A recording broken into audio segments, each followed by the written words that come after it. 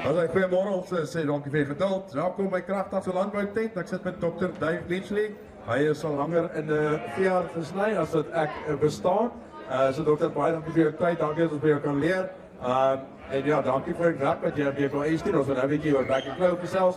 Maar ons wil vandag 'n bietjie gesels oor veearts in die landbou as 'n rigting. En wat ons bietjie gesels oor natuurlik die huidige situasie van back and claw. Jy het natuurlik die middenscoop, soos hulle sê, sodat jy weer hoor wat aangaan en waar ons huidiglik staan. Donker van dit? Tinus, ja, dis lekker om hier te wees vandag. Kragdag, vraagkraag. Dit vra so 'n bietjie energie en 'n bietjie lekkerte. En ek is vandag gevra om oor veearts te praat. Menslike veearts se rol in die landbou. Nou, vir my is hierdie nie 'n beroep nie, dis 'n roeping. Dis my lekker om veearts te wees. Ek sê altyd tong in die kies, as ek weer moet kies, dan sal ek 2 goed weer doen. Ek sal weer 'n veearts word en ek sal weer dieselfde vrou trou met wie ek 45 jaar getroud is. Ja, dis min mense wat so van ek het gelees. Ek dink dit van dan baie goed dat jy baie geseënd het as jy kan sê. Maar ek wil graag van jou hoor as ons praat oor veearts. Ek dink baie mense sê kom die idee dis jy werk harder met perde of jy sny wetties of jy maak wetties reg of jy doen iets by die groot vee. Maar ons het so 'n groot en wye loopbaan. Kan jy my 'n bietjie gee net die ouens antwoord hoe wyd die veearts se sny regtig is? Tinus, ja, ek is gebore in Namibië. Ek is in Windhoek gebore, die eerste 11 jaar van my lewe op Okahanja groot geword. Nou daar het die veearts met 'n bakkie opgedaag, kort gewoonlik met 'n kort broek en kaartjie klere. Ek het inteendeel gedink, ek het eers besef dat 'n veearts katte en honde ook dokter nie. En vandag nog tong in die kies maak ek 'n onderskeid tussen 'n veearts, met ander woorde 'n veterinarian en 'n veterinarian, 'n troeteldierarts. En ek dink daar's deesdae 'n redelike kloof tussen die twee. So ja, ek sien myself as 'n veearts. En 'n veearts veral op die platteland moet alles kan doen. Die eerste en die belangrikste funksie is nie om siek diere te dokter nie, maar om gesonde diere gesonder te hou. Want gesonde diere produseer en reproduseer beter. So, nou verskuif die klem. As ek byvoorbeeld op 'n skaapboer se plaas kom en hy het 2000 skape, is daar maar 5 of 10 wat siek is. En ek kan nie 'n bestaan maak op 10 siek skape nie. So, nou gaan ons na voorkomende dieregesondheid toe. En dit is 'n heel nuwe prinsip, want elke siek dier is eintlik 'n breuk in die gesondheidsprogram. En ek sien die toekoms van veeartseny in spesifiek dieregesondheid. En dit is my tog ook snaaks dat ek gevra word om oor dieregesondheid te kom praat en dan wat die mense van siektes hoor. So dit is net vir my kontrasterend. So hoe hou jy dan gesonde diere gesonder? Dit gaan oor voeding, dit gaan oor bestuur, dit gaan oor stresvlakke. Onthou, daar's altyd stres. 'n Skaap het wol en dan skeer ons sy wol af. Dan sal skielik omgewingsstres. Hier's 'n koue volk wat op pad is. Dit is geweldig belangrik. Die laaste of die vorige 6 jaar van my lewe het ek in abattoirs gewerk op veegesondheid en op veterinêre publieke gesondheid, veterinary public health. En dis weer oor kosgesondheid. Die kos wat jy eet, gaan deur abattoirs, daar word dit geïnspekteer. Daar werk ons met vars patologie. Die boer stuur gesonde diere abattoir toe en dan op die slaglyn sien ons, hierdie lewer lyk nie gesond nie. Hy's nie net esteties onaanvaarbaar, grillerig met ander woorde om te eet nie. Hy is ook uit 'n probleem. Daar's lewerslak binnekant in hom, dis parasiete. En dit is die eindpunt van die produksielyn. En ek dink boere moet baie meer tyd ook in die abattoir gaan spandeer en kyk na hulle eindproduk voordat hy mooi opgesny en mooi verpak word en in pakkies in die winkels kom. Ja, en dis hartseer dat so baie kinders vandag nog dink dat melk uit 'n botsie uitkom of vleis by 'n kettingwinkel gekoop moet word. Dit gaan van die grond tot by die mond. En van grond gepraat, veearts is betrokke op grondvlak. En persoonlik sê ek, elke veearts moet en behoort skaap en beesmis onder sy skoensole te hê, in die kraal te wees, daar waar jy kan sien wat die kwaliteit van die water is. Ons kyk na miskruiertjies, want miskruiertjies verwerk nie net die mis en die kunsmis en sit dit in die grond nie. Dit maak tonneltjies waar in die water ingaan binnekant toe. Dit gee suurstof, lig gaan deur die tonneltjies in. So grondgesondheid lei tot wortelgesondheid, lei tot plantgesondheid. Dan kom die insekte in, dan kom die insekvretende voeltjies, in die grassade kom die saadvretende voeltjies, dan kom die diere wat die gras kan eet.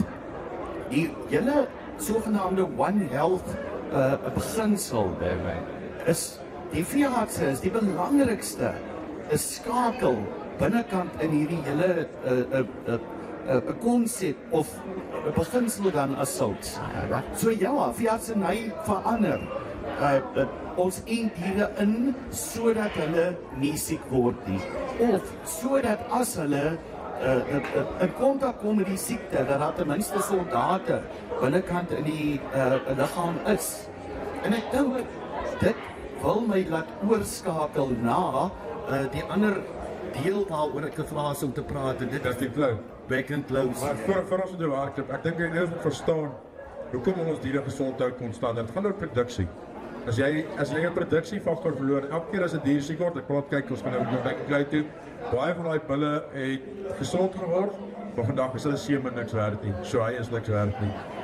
Vroulike diere wat siek word, aborteer, hulle het nie weerstand nie, kan jy vandag verloor. En as jy 'n fabriek verloor, dan verloor jy alles. So 'n veeartsenykunde is vandag weet ek, dis die wetenskap gaan oor vir diere te kry dat hulle nie siek word nie. Ek sê vir al van ons ook kan ouens wat saam met MSD, saam met Civitas, saam met wie mis ek was 'n klop Wouback werk om seker te maak dat die produkte wat reg aangewend word, hoe hulle bestuur word. So veeartseny het so 'n groot mark geword dat die ouens baie gespesialiseerd raak. En dit is ook waar jy vandag is. Dit het gespesialiseerd geraak in sekere rigtings. Ek is altyd bang vir die woord specialist of ja, kom ons praat van vakgebiedkundiges. Ek sien myself, of ek is vandag die voorsittende beampte, die CEO by Ruvasa, die herkouer vereniging van Suid-Afrika. Ons verteenwoordig plattelandse veeartse. Dit is die veeartse wat werklik waar in die eerste linie van gesondheid en dan ook van siekheid is. So die belangrike ding is, dit gaan oor twee goed, hoeveelheid en oor kwaliteit. En ek sê tong in 'n kies, of ek spot altyd, en ek gaan so 'n bietjie opstaan en hier uit my agtersak uit gaan ek my beursie haal. En ek sê die belangrikste siekte wat ek behandel is gatsakulitis. Dit is 'n akute inflammasie van die gatsakseenweë. Dit is erg. Mense, dit gaan oor geld. Sonder geld, of as 'n boer geld verloor, het jy nie geld om medisyne mee te kan koop. So gesondheid is die klem. Inentings is die klem. Ek het gister 'n boekie gevat, ons noem hom die IVS. Dit is so 'n klein boekie waarin die verskillende medisyne in opgeteken word. En ek kyk toe onder herkouer en stowwe. Daar's ons vir herkouers 114 geregistreerde enstowwe. Vir beeste is daar 81 geregistreerde enstowwe en vir skape 64. Nou dink ek by myself, jy kom op 'n plaas en die boer sê, "Dok, my lammers vrek, wat moet ek eet?" Die keuse is 64 enstowwe. Watter 3 of 4 kan jy prakties binne in 'n bestuursriglyn sit? En mense, luister mooi na my woorde, nie 'n program nie. Ek het baie vroeg in my loopbaan agtergekom dat die wurms en die bosluise en die skape en die beeste lees nie programme nie. En ons liewe Heer steur hom ook nie aan programme nie. Hy gee reën wanneer hy dit wil gee en wanneer dit nodig is. So kom ons praat van ruslyne. Wanneer is die beste tyd om sekere goed te doen? Want dit gaan nie net oor die doen of die regte ding inspuit nie. Jy moet hom op die regte manier inspuit. Jy moet hom op die regte plek inspuit. Byvoorbeeld, sommige, nou lees ek gister juis, die fyn skrif binnekant in die voubiljette, of die papiertjies binnekant in die pakkette. En dan staan daar, jy moet hierdie dier inspuit hoog in die nek, agter die oor. Hoekom? Want dis waar die kliere sit. Dit is waar die dier ook die minste stres ervaar as jy hom inspuit. En dan kom ek op die plaas en spuit die boere baie maal 'n skaap in die wang in. Of hy spuit hom in die dierste vleis, die boutvleis in. Ek het al 'n skaapbout op 'n Sondag moes sny, dan sit daar so 'n klipharde klomp binnekant in die skaapbout waar hy ingespuit is. So klein goedjies wat belangrik is natuurlik, ek vind dit dierewelsyn. Gelukkige diere produseer en reproduseer beter. 'n Gelukkige dier is 'n dier wat lekker eet, wat saans op 'n veilige plek slaap, wat net goed hanteer word. Nie opgeskreeu word en met klippe gegooi word en met stokke geslaan word nie. Ons kan met liggaamshouding maak jouself groot soos 'n leeu wat wil beklei, of maak jouself klein soos 'n hond wat bang is hy gaan pak slaag kry. Diere, dis diere praat, diere taal. Ons moet baie meer luister na die diere en nader aan die diere kom en nader aan die diere leef. Dankie dokter, kom ons eindig ons gesprek vandag en dan praat ons gou so 'n paar minute oor die backing flow situasie. Ek dink ons het baie positiewe gehad. Ons kyk by die hofsaak wat geëindig het by die met minister Willie Oukamp wat daar te gekom het en gesê kom ons hanteer die probleme, kom ons hanteer die sake. Van die politieke dinge wat hulle sê, wat ons hoor, waar ons baie positiewe goed in terme van backing close. Maar op die grond is altyd 'n ander situasie. Ons weet ons kan onsself invoer, ons weet ons kan onsself spuit. Wat is die situasie op die grond duidelik en hoe lyk dit vir die ouens en op die kort termyn? Gaan hulle genoeg en gaan ons hierdie instelling betyds kry? Dit is die heel eerste ding wat ek wil sê is, daar is 'n groot misverstand dat boere nou inent en dan kan hulle agteroor sit. Ek wil duidelik stel, die enstof maak nie die virus dood. Al wat die enstof doen, is die enstof verlaag die uitskeiding van virus.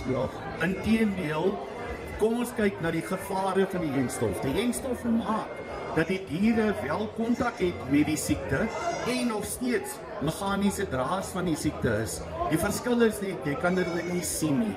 So die hele skuif vir die toekoms, skuif van kliniese gevalle na subkliniese gevalle toe.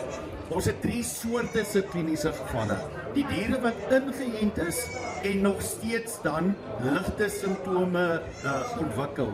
Dit is subclinical carriers of subkliniese draers. Dan het ons 'n tweede groep diere. Dis die diere in die periode voordat hulle siek word. En nou kry ons geharde rasse, soos ons inheemse rasse. Die diere is eintlik sterk en hulle wys nie dadelik simptome nie, maar hulle het die siekte. En hulle skei reeds die virus af. En dit is die gevaarlike ding. Hy lyk gesond, maar hy is eintlik nog nie siek nie. En die derde een is sogenaamde neuteriese draers.